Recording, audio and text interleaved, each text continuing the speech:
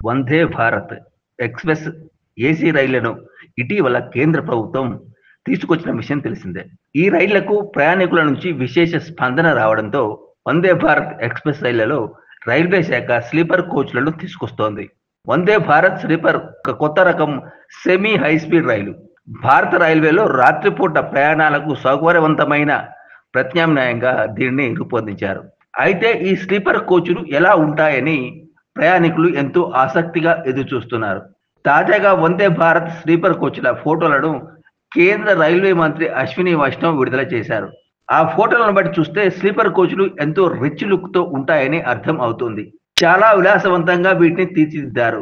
వీటిని integral coach factory, Bharat earth movers limited సంయుక్తంగా తయారు చేశారు. ఈ కోచ్‌లకు ఇంటీరియర్ ప్రత్యేక ఆకర్షణగా నిలిచింది. ఇక వందే భారత్ స్లీపర్ రైళ్లు రాజధాని రూట్లలో నడిచేలా రూపొందించారు. ఇవి గంటకు 180 కిలోమీటర్ల వేగంతో నడుస్తాయి.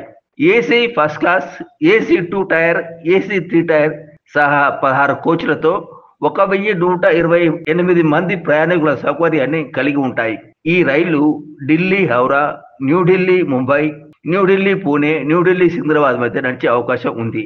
అయితే ఈ విషయంలో రైల్వే శాఖ ఇంకా ఏ నిర్ణయం తీసుకోలేదు.